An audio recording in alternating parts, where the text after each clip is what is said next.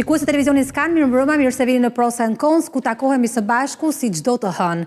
Inteligjenca artificiale po shikohet si një faktor kyç që po ndikon në rritjen e tregtisë ndërkombëtare, por dhe në ekonominë globale. Sipas një raporti më të fundit të Organizatës Botërore të Tregtisë, 90% e bizneseve që janë anketuar në mbar botën raportojnë rritje të produktivitetit sa i takon inteligjencës artificiale, pra mendimën e inteligjencës artificiale. Po në Shqipëri, a janë bizneset gati ta përqafojnë atë dhe cilat janë avantazhet dhe disavantazhet nga ky proces? Për diskutuar për këtë kam të ftuar zotin Edvin Prençe, kryetari ProExport Albania, mirë se erdhe, kënaqësi. Mirësevgjeta.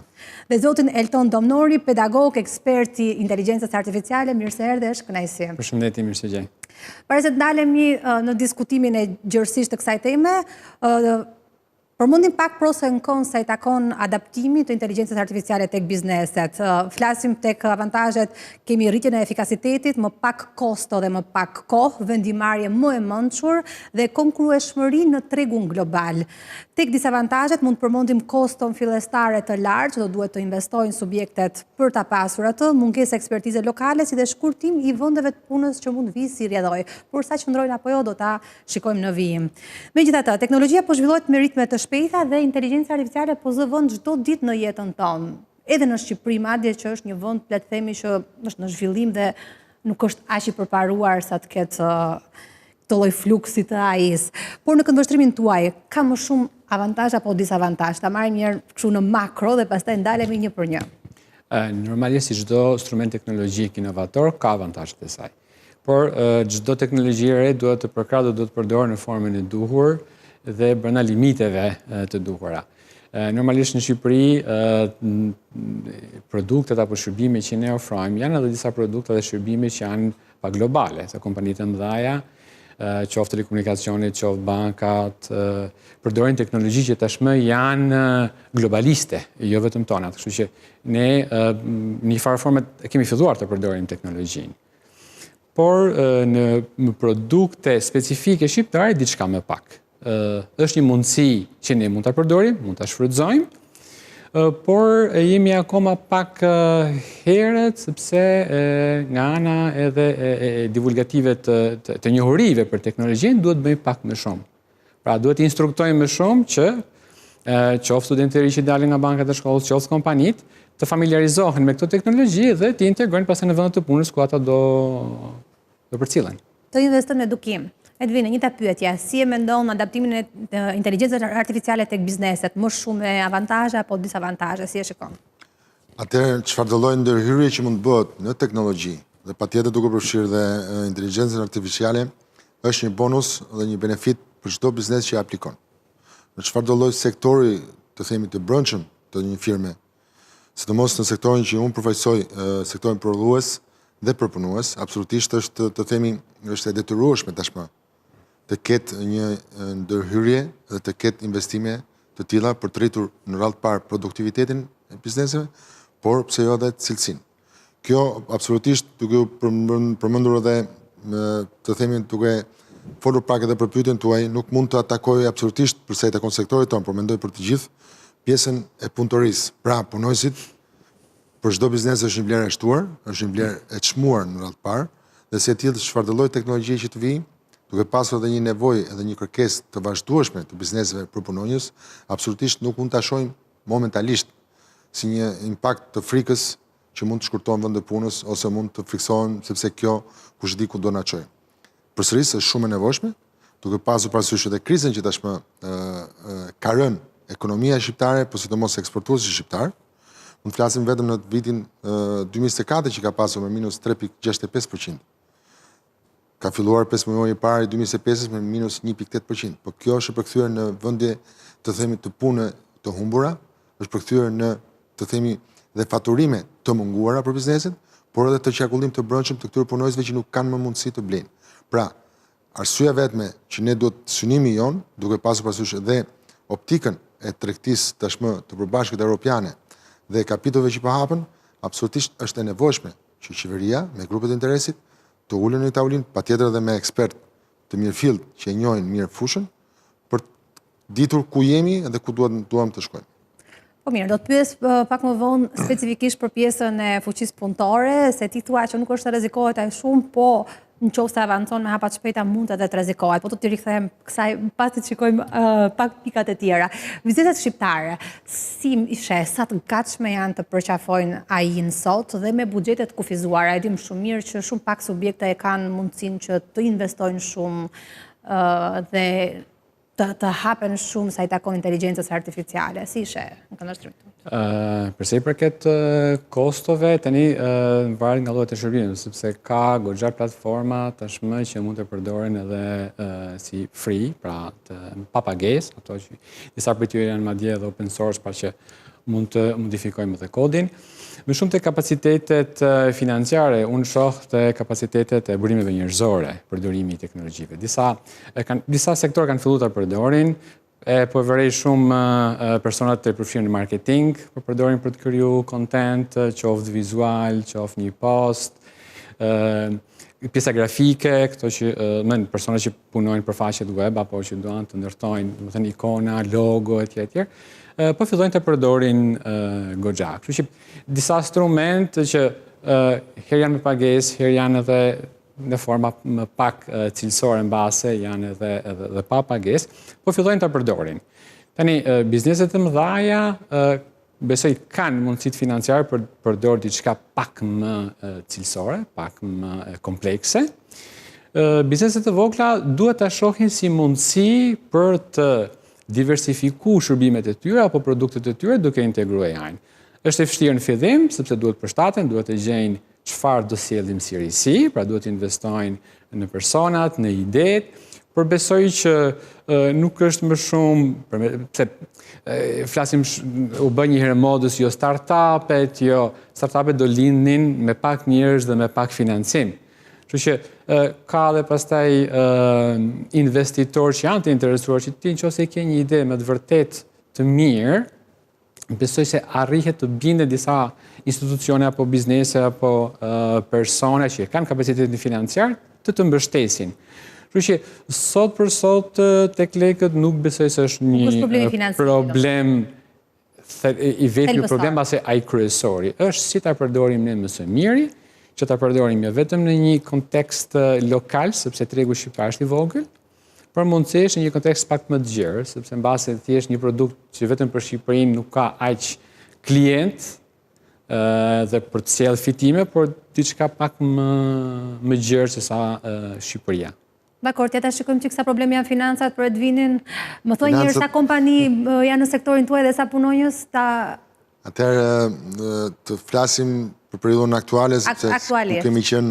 Nuk keni qenë në top form, se keni pasur rënje për shkak të problematikave. Patjetër që ka pasur një rënje, trend në rënje të sektorit tonë, atualisht jemi në rreth 680 biznese aktive. 680 subjekte dhe të punësuar mbi 60.000 punonjës. Mbi 60.000 punonjës. Pra jo rastësisht edhe sot në studio për të na thënë se sa i keni ju mundësit financiare për të integruar AI-n në bizneset tuaja? Shiko, unë para se të flasë se sa i kemi mundësit, unë ajo që kërkohet gjithmonë dhe që ne themi, është që të vetëm asnjëri nga ne nuk mund të realizojë asnjë gjë. Çfarë do lloj ideje, ëndre, ose të themi shpresë që ka. Pse them këtë gjë? Them sepse në fund të ditës duhet që edhe qeveria të bëjë detyrat e saj, të bëjë punën e saj. Ju jap një shembull konkret. Ne nga mungesa e theksuar e likuiditetit që kemi pasur dhe vazhdojmë të kemi. Ju është kërkuar qeverisë që në momentin që ti qeveri nuk më jep një mbështetje, të paktën më jep mundësinë që çfarë do lloj investimi që unë të bëj, të rritet vlera ose më mirë të themi përqindja e amortizimit. Po ju jap një shembull, edhe të kuptohet nga publiku. Pra, duke bërë një blerje, amortizimi të shkojë në 40% dhe unë të kem mundësinë ta shkarkoj sa më shpejt të them si shpenzim dhe në një farë mënyrë kam një likuiditet të brendshëm për të investuar përsëri. Gjë që nuk ka ndodhur.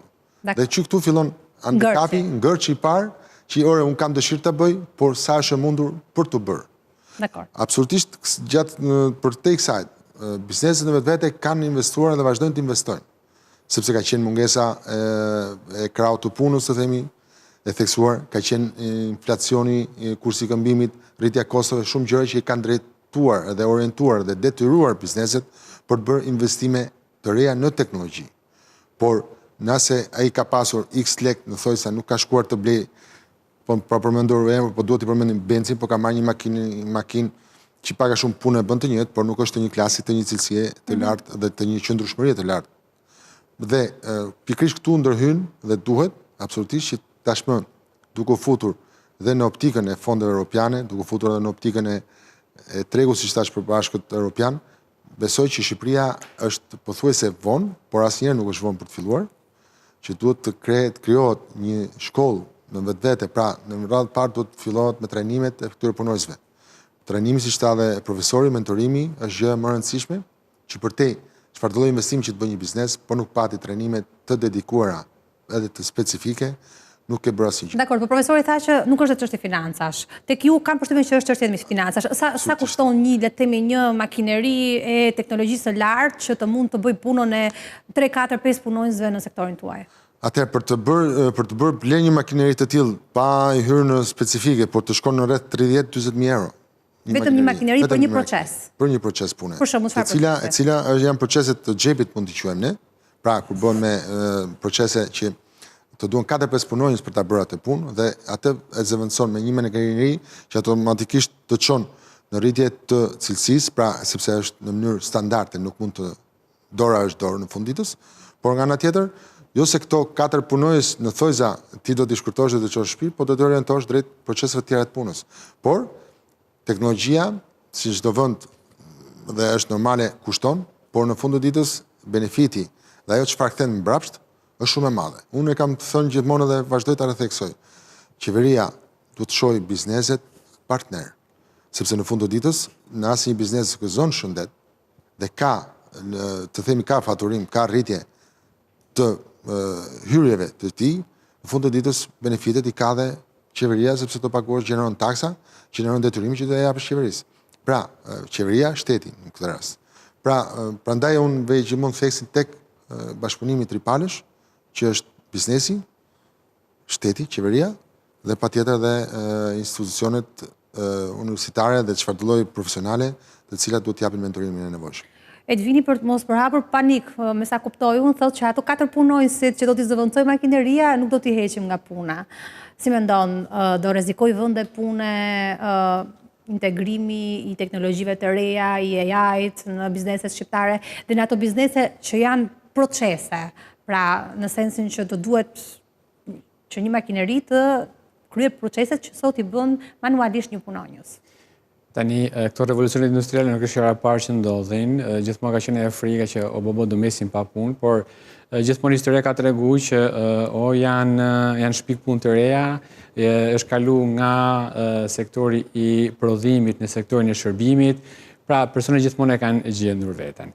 Unë e shoh me një pozitivitet për përdorimin e teknologjisë, sepse automatizon disa punë manuale që për punojësi nga njëherë bëhen edhe të mërzitshme, të lodhshme, dhe maj mend njëherë para student do vizitonim një kompani dhe të plakat e qeramikës në Sassuolo, ku plakat gordilin nga fora duhet një person të i kontrollonte nëse kishin damar të dëmtuar dhe për t'i klasifikuar si genuine apo për skart. Pastaj me profesor të universitetit po analizonin fotot për të për të automatizuar këtë proces. Tani ky person, duke sigur dhe humbasin punën, por imagjinoni sa e mërzitshme është për atë person të rinë 8 orë në ditë duke kontrollu vijat e plakës me orë të tëra. Kur mund të bënte një punë pak më tërheqëse për veten në një pozicion tjetër, po gjithmonë brenda kompanisë. Kështu që nuk e shoh si kaq të rrezikshme, sepse historiku ka treguar që nuk është se njerëzit kanë mbetë pa punë. Po dakord, pra, po nëse Edvini blen 5 makineri për 5 procese të ndryshme dhe nuk i duhen një më 5, por 25 punonjës, ku do t'i çojë këto 25 punonjës? Do krijohen shërbime të tjera, do bëhen upgrade, pra do përmirësohen ato që janë, pra nuk besoj se Sa mund të jetë risku? Jam kurioze sa mund të jetë. Riskun e din më shumë kompania që i përjeton në dita ditës është më e koshente, energjeshme dhe më realiste nëse si do rialokohen këto. Por në flas, të gjitha revolucionet teknologjike nuk kanë sjellë një rënje kaq drastike të fuqisë punëtore. Do kanalizohen pak të përdorimit, do ketë më shumë teknik për mirëmbajtjen e këtyre pajisjeve, sepse këto persona pastaj do trajnohen të bëjnë teknikun në mirëmbajtjen, në montimin, në Pra do kalojnë pak tek pjesët teknologjike, por nuk do rrinë pa punë. Që do duhet të investojnë në edukim. Sa e shikon risku në këtë pjesë? Do të thënë, tek raporti që pash unë një organizatës botërore të tregtisë, ishte për gjithë botën, dhe jo për Shqipërinë, sigurisht që humbja e vendeve të punës ishte një nga disavantazhet që ka përqafimi i teknologjive të larta, i AI-t në bizneset e tyre.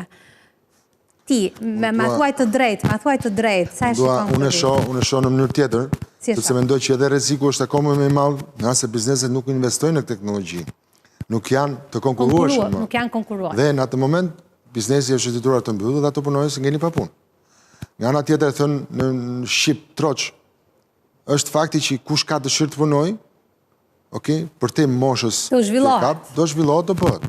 Nga ana tjetër kemi edhe krahun tjetër që aspektin tjetër që në momentin që vendos një teknologji të re dhe ai person ka dëshirë ta bëj, sado teknologjia tjetër e re të jetë automatizuar në maksimum, ka nevojë për një person të shtypi butonin, ka një person që të marri, ta vendosi objektin për të bërë procesin. Pra, do e ka. Dhe ai është një vlerë e shtuar pra tek makineri. Pra, nuk duhet ta shohim në aspektin dhe sidomos tashmë që Shqipëria ka një rritje, të themi edhe një nevojë dhe një uri për punonjës.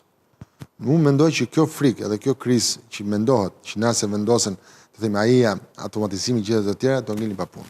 Përsëris e thënë shqip, kush ka dëshirë të punojë, punën e gjen gjithmonë. Tani, ndoshta s'do keni nevojë për kaq shumë punonjës nga vendet aziatike, Filipinas që të vinë në Shqipëri sepse me automatizimin e proceseve do të jepni le të themi hapësirë atyre që janë në Shqipëri dhe nuk do keni kaq shumë edhe kosto për ju.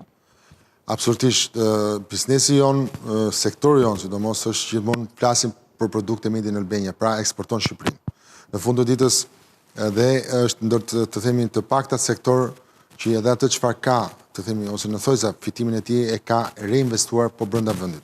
Pra nuk ka gjë për të eksportuar në vlerë ekonomike. Absolutisht faktori i prurjes së punonjësve të huaj ka qenë një nevojë për pamundësi për të gjetur punonjës vendas. Dhe patjetër që është e mira e jona që të kemi vëllezër dhe motrat tona të punësuara, sepse kemi kollaj, kemi pak angari, kemi pak ndoshta kostot aty është për të parë, sepse pak a shumë aty jemi, por angaria është më e madhja, dhe në fund të ditës është një produkt që është bërë me duart e njerëzve shqiptar dhe është një produkt që është made in Albania 100%. Mendoni që do frenohet ky fluksi trendi që bizneset po kërkojnë fuqi punëtore jashtë përmes automatizimit të proceseve, përdorjes së AI, teknologjive të reja? Tani, rasti i Shqipërisë është pak specifik, sepse do të se nuk është vetëm pjesa e prodhimit, është pjesa e shërbimeve, turizmi, pra janë disa sektorë që po kërkojnë punonjës. Tani, në Europë shikohet e trendi i vazhdueshëm që në veçanti turizmi po i lihet në dorë të emigrantëve.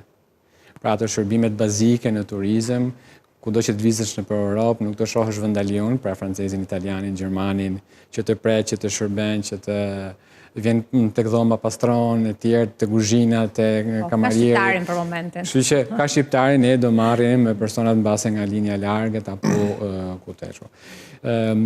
Nuk e shoh si një problem pakten për një periudhë afatmesme, po them. Po quani periudhë afatmesme? 20 vjet, jo. Për 20 vjetë?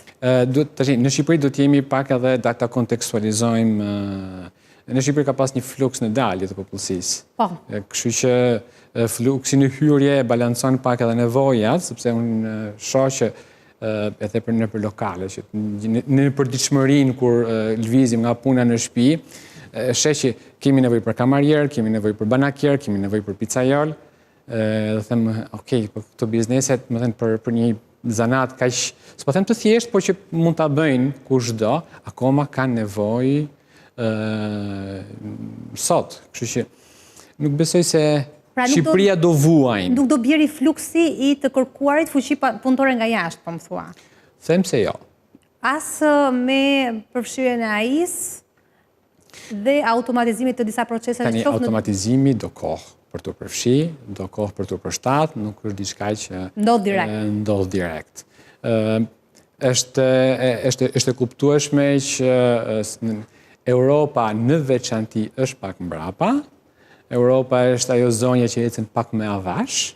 dhe i druhet pak Amerikës që ka qenë gjithmonë avantgard dhe tani një kompetitor i ri që është Kina, që po vrapon shumë shpejt. Dhe kam përshtypjen që është edhe një frikë e vendeve të Europës që në një periudhë jo shumë të shkurtër do kemi disa kompetitorë siç e kemi pa të telefonit, kemi pa të automjetet, BYD tashmë është bërë një kompetitor që s'është menduar ndonjëherë. Nokia që në vitet 2000 kishte 35% të market share, pra 1/3 e celularëve në botë ishte Nokia, sot Nokia s'ekziston. Po, vërtet. Vetë tregu që rregullon sistemin. Vetë rregullohet në një farë forme. Kështu që normalisht edhe vendet e Europës kanë bëjnë nërthojza, një lloj panikut që nëse nuk qëndrojmë me teknologjinë që kompetitorët tanë po ecin, ne do ngelim shumë mbrapa dhe mbase pastaj është një tren që se kapim më dot. Se ndjekim do të hapin e tyre më. E mbyllet kontratën për 40.000 punonjësit që do vinin nga jashtë për këtë vit, apo akoma? Jo, akoma është në trajtim e sipër, themi. Pse kështu? Kush është problemi? Mendoj që 40.000 është shifër ndoshta për të gjithë sektorët, nuk ishte vetëm për sektorin tonë. Ishte për gjithë sektorët? Patjetër për gjithë sektorët. Ajo që i takon qeverisë nuk kemi informacione më shumë. Por për ta vazhduar aty ku e la profesori është pikërisht sot Kina është vendi më i zhvilluar në teknologji, është vendi që tashmë çfarë do lloj produkti, makina me bateri, çfarë do lloj gjëje vjen nga ata dhe nuk është dëgjuar që kanë teknologjinë më të avancuar se sa ne s'kemi filluar akoma, nuk është dëgjuar një krizë e tillë pra që njerëzit kanë ngel pra punë. Okej? Pra, ne nuk tash duhet të shohim do të ishim kinesë që vinin në Shqipëri për të punuar. Sidomos shqiptarja ka këtë që mendon përpara çfarë do të ndodhë pastaj po e bëj, por ne duhet të ecim më përpara, duhet të shkojmë përpara. Patjetër analiza duhet i bëjmë pro dhe kundra, por mendoj që ne jemi vonë për ta filluar atë fazë që shumë vende europiane tashmë janë drejt të themi një kompletimi të makinave 3.0, të makinerive 4.0 dhe tashmë kanë kaluar në 5.0, ne nuk parim dot as tek 3.0. Pra, kuptoni se ku është niveli. Flasim për makineritë në sektorin tuaj. Makineritë në sektorët ekonomik prodhues, që quhet domthonë sipas specifikave kanë 3.0, që është fillestarja mund ta quajmë, ka qenë 2.0, po 3.0, 4.0 dhe 5.0. Pra dhe rendimenti i punës praktikisht është shumë i ulët se sa jashtë dhe konkurenca është. Patjetër që është shumë e komplikuar dhe se shiko, çfarë do lloj procesi, çfarë do lloj sistemi mund të gjejmë. Me ai mund t'ja vendosim emrin si të doni ju. Është në benefit në fund të ditës të ekonomisë, të atij biznesi dhe të gjithëve bashkërisht. Kur sa më vonë ti të kujtohesh, si thonë se kur ti shkon janë zënë radhët dhe e ke të vështirë të qash për të hyrë. Dhe gjëja e tillë është edhe këtë ne. Pra ne sot jemi akoma në shumë sektor, në shumë teknologji, akoma në fazën me manualitetit, pra manuale, kur vendet e tjera janë automatizuar dhe nuk e kanë pasur këtë problematikë të vendeve të punës të humbura ose të njerëzve të nxjerrë në rrugë. Përsëris? Sepse është investuar edhe tek burimet njerëzore. Në Shqipëri tani ju mezi po i mësoni proceset e punës që të qepin për teknologjia. Tre hapa shumë të rëndësishme. Tre hapa shumë të rëndësishme që qeveria shqiptare duhet marrë parasysh. Para investimi në teknologji dhe krijimi i fondeve për të bërë të mundur që bizneset të aplikojnë, mentorimi, trajnimi, formimi dhe fillimi në këtë mënyrë krijon një bërtham të fortë në vendin tënd që gradualisht mund të ketë interes nga vendet të tjera dhe Shqipëria të bëhet në thojza një pikë e fortë për prodhimin dhe pse jo edhe për mentorimin për njerëz që kanë ide për gjithë Evropën. Dakor, nuk më thete një shifër para se ta mbyll këtë pjesë. Jam shumë kurioze nga punonjësit që ju keni në industri, sa prej tyre janë të huaj? Kemi një shifër? Shifra është e ulët në krahasim nga 60.000 mesaterisht mund të jetë në maksimum 3-4.000 punonjës janë të huaj. 4.000 janë të huaj vetëm sektorin tuaj. Flasim të gjithë Shqipërinë, vetëm sektorin tuaj. Vetëm sektorin tonë. Goxha është. Gjithsesi. Është goxha, por këto në fund të ditës janë njerëz që brenda 2 viteve duhet të rilargohen ose largohen sipas kontratave që kanë dhe po ka dhe të tjerë që pasi kanë mbaruar kontrata kanë gjetur sistemin këtu dhe vazhdojnë pse jo edhe në sektor të tjerë. E kuptoj. Mirë, do të kalojmë në një hapësirë publicitare dhe rikthehemi sërish për diskutuar efektet që ka përqafimi i teknologjisë lart apo AI-s në bizneset shqiptare.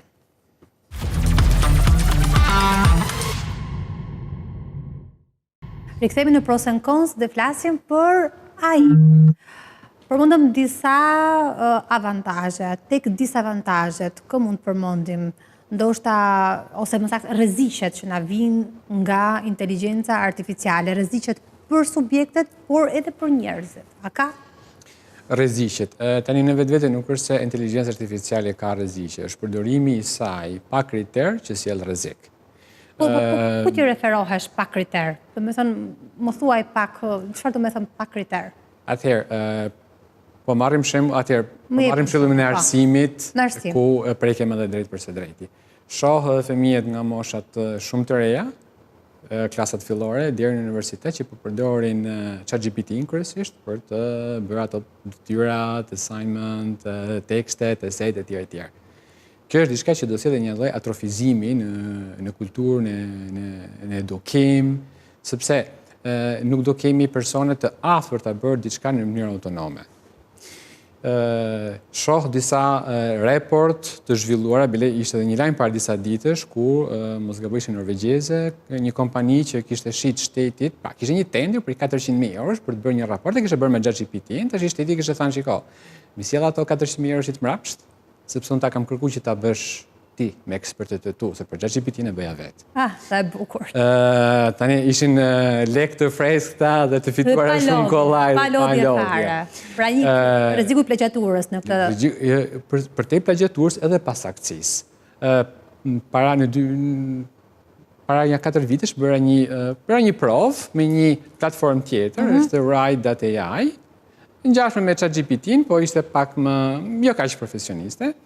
Dhe përkonte me periudhën kur u bën zgjedhjet jo të fundit, por të parafundit. Dhe ishte një risi për Shqipërinë që një parti për të tretën herë fitoi një mandat.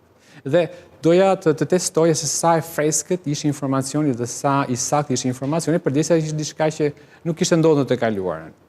Dhe më krijoi një lloj eseje ku thotë që X parti për herën e tretë, diçka inovatore, presidenti i Shqipërisë Ilir Duka, përshëndeti, kryeministri i Maqedonisë së Veriut Nikola Gruevski mori kryeministrin tonë për ta përshëndet. Dhe tani thash, Ilir Duka, presidenti i Shqipërisë, sikur s'pom, Armando Duka dhe Ilir Meta, po Ilir Duka nuk më kryeministri i Maqedonisë së Veriut, në aso kohë ishte Zoran Zaev, nuk ishte Nikola Gruevski. Gruevski atë periudhët kishte qenë në Hungari nga skandali ekonomik. Kështu që një person që e din kontekstin thotë, prit një minutë se këtu ka pasaktësi. Pasaktësi në lidhje me mbledhjen e informacionit, pasaktësi në lidhjen kohore të gjërave, sepse në një mandat më përpara dhe mund ta ketë marrë Gruevski për ta komplementuar, siç ndodh në protokollet, po jo në këtë mandat, pra nuk përkonin eventet në kohë. Pra nuk ishte një informacion i pasakt, ishte i pasakt për kontekstin. Marr informacioni, edhe nëse do të bëj një analizë për një, a është e volitshme që të investoj në Shqipëri për X gjë, ai informacion nuk duhet më marrë si absolutisht i saktë dhe i mirëqen.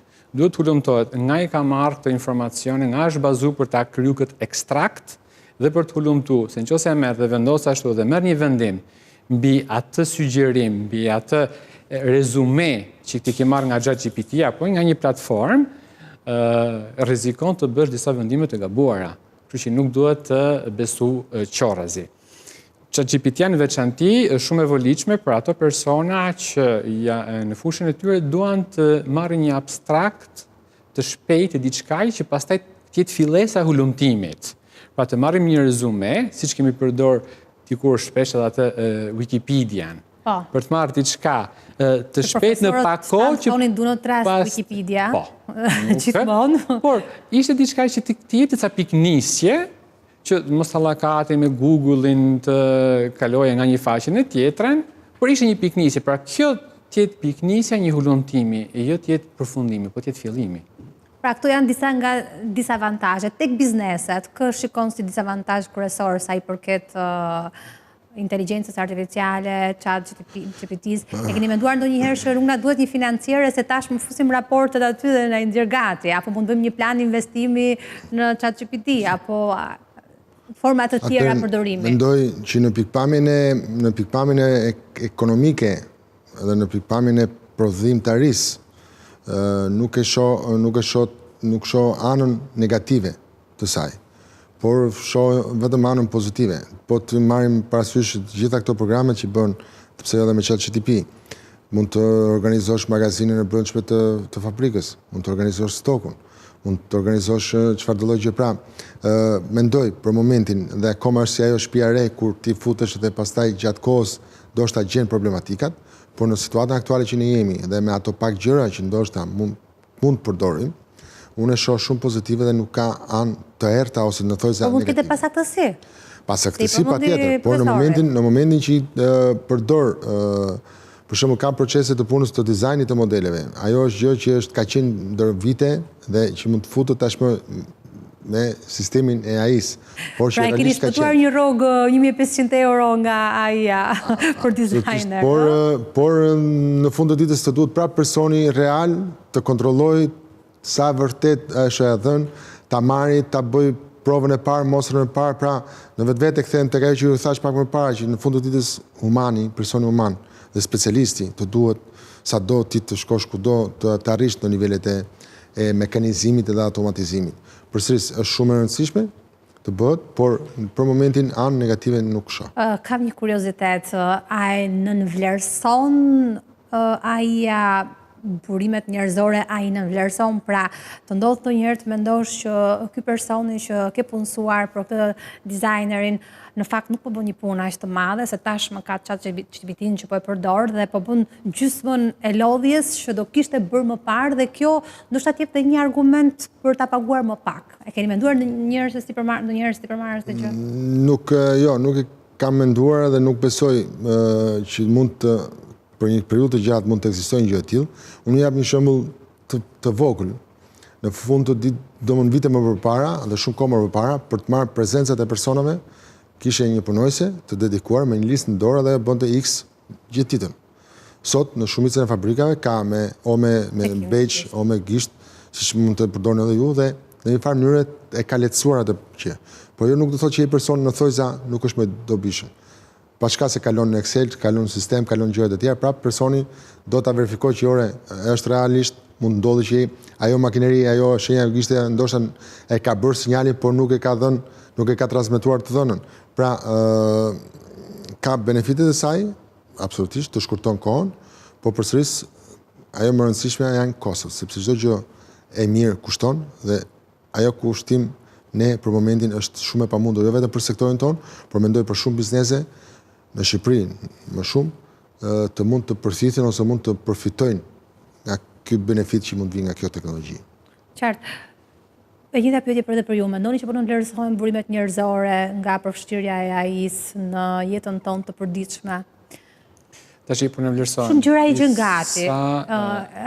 Dhe shumë biznese kanë edhe këtë, domethënë, e thonë, e shprehin që, okej, tani gjërat janë më të thjeshta, mund t'i bësh me ChatGPT-n, punojësi nuk është se ka të përdor trurin në masën 100%, siç e theksua dhe më parë, ka një lloj nënvlerësimi dhe në pagesë, mendon do ketë si efekt këtë gjën? Tani, njeriu është një vepër arti dhe është më perfekte se AI-a që krijon vepër arti. Algoritmet apo teknologjitë me inteligjencë artificiale, ato pikën e forte kanë ripërdorimin i disa njohurive. Pra kombinimi i disa njohurive që ne i kemi sot. Por nuk mund të zhvilloj njohuri të reja. Nëse do qep diçka të re, po marrim me që ishim tek çështja e qepjes, apo nëse do nxjerr një teknologji të re, është njeriu që do nxjerrë këtë teknologji të re. Nuk duhet në vlerësu asnjëherë. Dhe do zëvendësoj vetveten në një farë forme.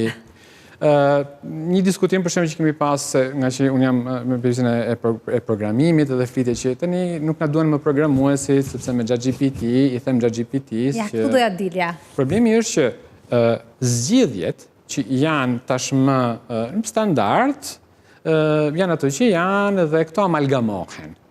Por nëse unë du një zgjidhje të re inovative, nëse unë du të shpik një diçka të re, nuk ma shpik dot AI. Do ta shpiki njerëzit dhe pastaj kjo të bëhet i pjesë dhe rreziku që është me AI-n është që të bëhet produkti të konvergjojë në një produkt maset.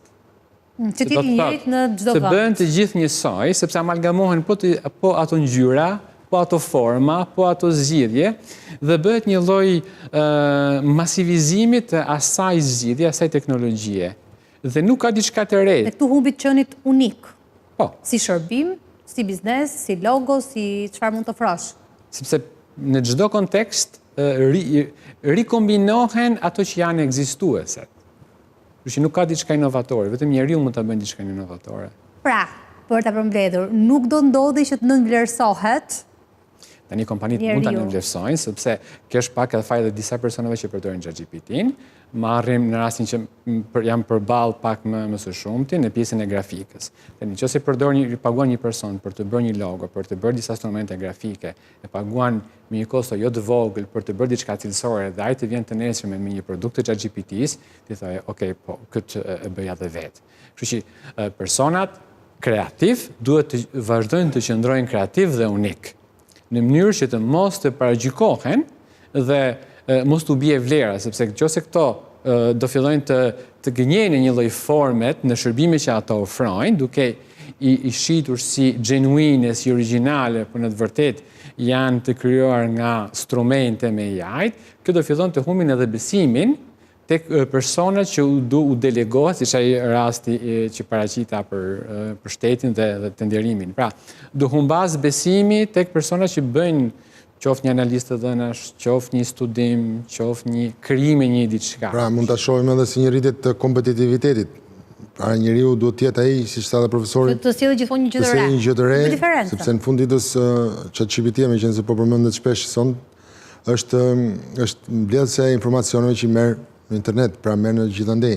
Dhe nuk është ti po ti kërkosh më thuaj një gjë të re, ai nuk të sillet për rreth, por në gjën e re nuk të thotë. Kështu që prap përsërisim, humani është pjesa më e rëndësishme e çfarëdo lloj të them teknologjie që mund të vi, sepse është ajo që në farë mënyrë rrit edhe kompetitiviteti midis humanit dhe jo humanit për të bërë gjën më të veçantë dhe më unike.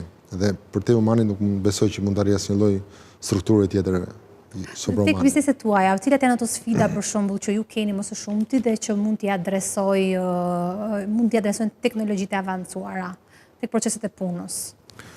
Që do ju lehtësonin si biznese, që do rrisnin produktivitetin, që do kursenin kohë, që do bënin më konkurrues në tregjet e huaja apo me partnerët me kompanitë si motra në vendet e tjera? Tek ne është kryesorja ndoshta ajo ChatGPT në vetvete, por është mekanizimi dhe automatizimi. I gjithë makinerive. I gjithë makinerive, i gjithë proceseve. Shumë vite përpara ne kemi bërë një test për të kuptuar edhe produktivitetin që ka në Shqipëri. I njëjti produkt është bërë në Serbi, në Maqedoni dhe në Shqipëri. Shqipëria ka pasur gjithmonë dhe vazhdon të ketë investime më të mëdha sepse bizneset shqiptare janë munduar gjithmonë të investojnë duke pasur një handicap shumë të madh dhe produktiviteti ishte gati 70%. Pra, nëse në Serbi dhe Maqedoni prodhohen 100 copë, këtu prodhoheshin 70 copë. Pra ishte më i lartë. Jo, është më ulur, jashtë është më i lartë. Dhe duke qenë të tillë, absolutisht bizneset vazhdojnë të investojnë në automatizim në makineri, por vjen një moment, kriza bën veten, rritja kostove, humbja konkurrueshmërisë nga ana tjetër, që fillon të zaurohet ai apo të themi përthama brendshme e rezervës ekonomike dhe financiare për ta bërë të mundur. Por në fund të ditës, ajo që fare kërkohet është tashmë është një sektor që ekziston, ashtu që edhe shumë sektor tjerë që kanë qenë të rëndësishëm ndër vite, dhe mendoj që duhet të orientohet tashmë drejt një procedure të reja dhe blerje të shtuar, e cila vetëm automatizimi, investimet në makineri mund ta bëjnë në një farë mënyrë të mirëfillt dhe të jetë e barabartë me vendet e tjera, e cila sot për fat keq sektori jon, por edhe shumë sektorë të tjerë eksportues çojnë produkte që janë të cunguara dhe ashtu siç duhet, por jo për fajë dhe mungesë dëshire, por për mungesë aftësie për investimet. Qartë. Tek dua të pyes pak prap tek pjesa e tregut të punës, cilat janë ato profesione që ju mendoni që rrezikohen më shumë në ditët e sotme? Është një pyetje që e bën të gjithë. Tani, të paktën edhe sipas disa analizave, profesionet që në një të ardhme të afërt rrezikohen janë disa profesione që të disa punëve pak manuale. flitet për shembull kasierët, për arkëtarët nëpër dyqane ku gjithmonë më tepër Amazoni që nuk përdor arkëtar. Zëvendësimi nga pajisjet robotike. Unë kam parë jashtë, për shembull ku ti shkon një vendosur. Dyqanet Amazon që në Amerikë janë që nuk kanë asnjë punonjës, po hyn, merr produktet, i kalon, i paguan me kartë dhe del. Janë ato punë pak manuale që mund të humbasin me kohën. Por, shoh gjithmonë më tepër edhe këto pjesa e analizës të dhënave, ka një lloj perceptimi që tani nuk kam nevojë për dikë që më analizon të dhënat apo më bën një strategji pune, sepse do i fus në ChatGPT apo një instrument tjetër dhe do kem të gjithë outputin që më përpara më bën të një person, do e kem ja dhe një profesion tjetër.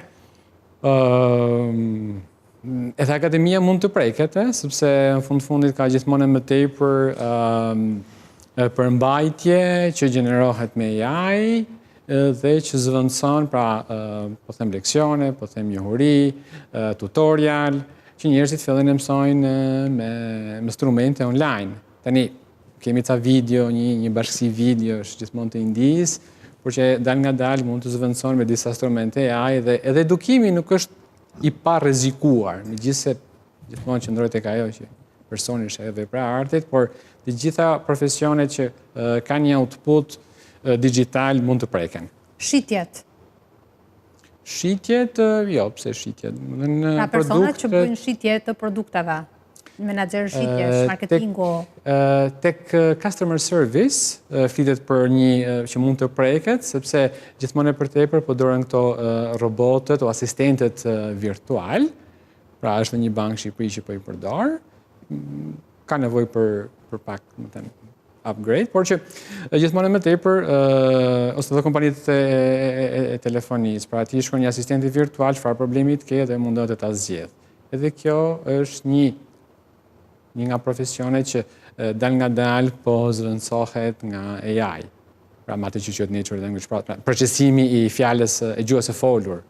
Gazetarët, moderatorët. Po shkojmë ka halli jonë. Gazetarët nuk besoj se të janë gazetarët ato që ushqejnë.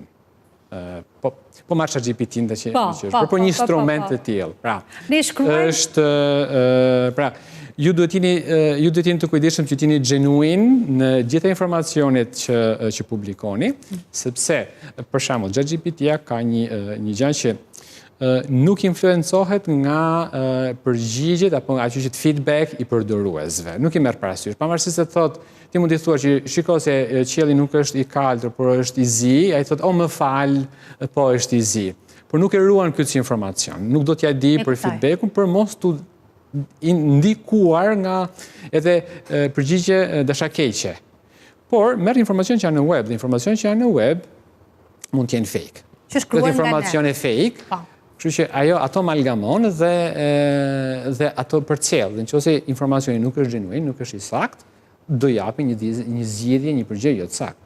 Psikologët. Është bërë ChatGPT-ja si psikolog. Është bërë edhe mjek, po. Edhe mjek, do të pyesë për mjekët, po. Është para 2 ditësh të premten ishim me një studente nga Italia që donte të bënte një bashkëpunim psikologe për të vlerësuar shprehinë e pacientit nga kamera për të parë qoftë nga zëri, qoftë nga fytyra nëse ka element për të dyshuar që ka probleme, si po reagon, dhe për të hetuar nga mimika e fytyrës dhe nga toni i zërit çfarë fshihet mas përgjigjes është instrument që ndihmon. Absolutisht, në mjekësi, në shumë kontekste AI po vjen në ndihmë. Jo, nuk besoj se do zëvendësojnë, por duhet jemi ne ato që nuk duhet ta përdorim ChatGPT-n si zgjidhje. Por në mjekësi për shembull janë futur shumë teknologji të reja që po kryejnë operacione, diagnostikime, madje në mënyrë precize. Diagnostikime, po. Shumë precize për dhe operacione. A do vi dita që nuk do na duhet më mjeku? Nuk po them sot, po them pas 20 vitesh, pas 30 vitesh. Tani, shpresoj që jo. Shpresojmë që jo, por... Tani, atë sferën e kristal nuk e kemi asnjë. Besoj që jo. është e vërtet që dalin edhe video pak edhe komprometuese në forma skandalit ku sheh mjekun që kërkon në ChatGPT se çfarë ilaçi t'i jap. Edhe mësuesit, edhe mjekët, edhe... Kjo është shqetësuese, po. Të gjithë po kërkon. Por unë e përcjell gjithmonë. Personi duhet të jetë i ndërgjegjshëm që duhet të përdorin disa instrument mbështetës për mos të ngelet aty. Dija, eksperienca, kulumtimi duhet të vazhdojnë, pra personi duhet të jetë gjithmonë në avantgard, gjithmonë i pari, për të ndihmesat le të vinë, mirë se të vinë, se ka ca gjëra që ndoshta syri nuk i kap, në një radiografi, në një skaner, në një le të vinë, është benefit një informacion shtesë, por që nuk duhet ta lëm teknologjinë vetëm. Qartë. Në sektorin tuaj, por dhe pak më gjërë, shikoj pak si sipërmarrës, cilat janë ato 2-3 profesione që do ishin më shpejt të zëvendësueshme nga AI? Patjetër, mendoj që pjesa e vështirësisë së punës, pra peshat e rënda, spostimi peshave të rënda, që mund të bëhen në mënyrë robotizuar, absolutisht besoj që është një pikë shumë e rëndësishme. Pra, siç e tha dhe profesori, duhet të shikuar gjithmonë përveç AI-s dhe çfarë lloj tjetër mekanizmi, automatizimi si një mbështetëse, suportuese e humanit. Dhe mendoj që kjo jo si zëvendësuese. Jo si zëvendësuese. Absolutisht është e pamundur të jetë zëvendësuese, por në të njëjtën kohë duhet të jemi të kujdesshëm sepse varësia nga këto mbështetës, nga këto ndihmës që ne na bëj dembel, na bën dembel? Jo vetëm dembel, por mund të çojë edhe në blackout, mund të çojë edhe në bllokim të situatave të ndryshme. Pra, nëse ne do fokusohemi thjesht tek automatizimi, të ndodh një çrregullim ose të ndodh një defekt edhe të bllokohet gjithë procesi i punës. Pra, duhet të jemi në të njëjtën kohë të gatshëm që atë proces në një farë mënyrë të zëvendësohet nga humani. Pra, kthehemi gjithmonë tek faktori human, si më rëndësishmi dhe absolutisht më i domosdoshmi për të ecur përpara. Profesor, mendon që do vi dita që robotika do kthehet kundër njerëzimit? Tani, frika gjithmonë ekziston.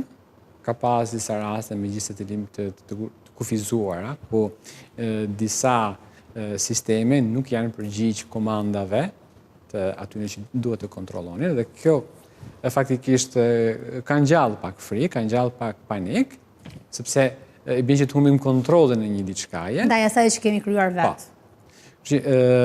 Por kjo varet se sa ne japim autonomi sistemit. Nëse do japim autonomi sistemit mjaftueshëm për të na përjashtuar, po frika qëndron. Është gjithmonë ka qenë diskutim këto investimet në ushtri, në përdorimin e këtyne qenëve robot, apo edhe humanoidëve që ishin në luftë, që a do jenë në gjendje që të dallojnë qartazi një armik nga një person të pafajshëm. Pra ka pas gjithmonë diskutime sepse bëhet fjalë për jetë vdekje.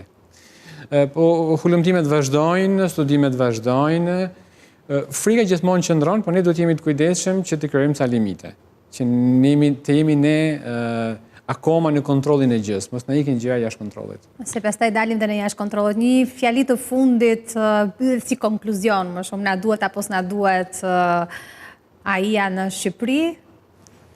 Unë mendoj që AI-ja për ne nuk është luks, por është domosdoshmëri, sepse jemi në hapat e para të kësaj infrastrukture të madhe që disa shohin të frikshme, të sa të tjerë shohin si një themi akses për të qenë akoma më të suksesshëm, dhe absolutisht duhet ta mbështesim dhe fokusi kryesor duhet të jetë që për te kësaj duhet të kemi në krahun tjetër edhe mentorimin, nuk rresht së thëni mentorimi.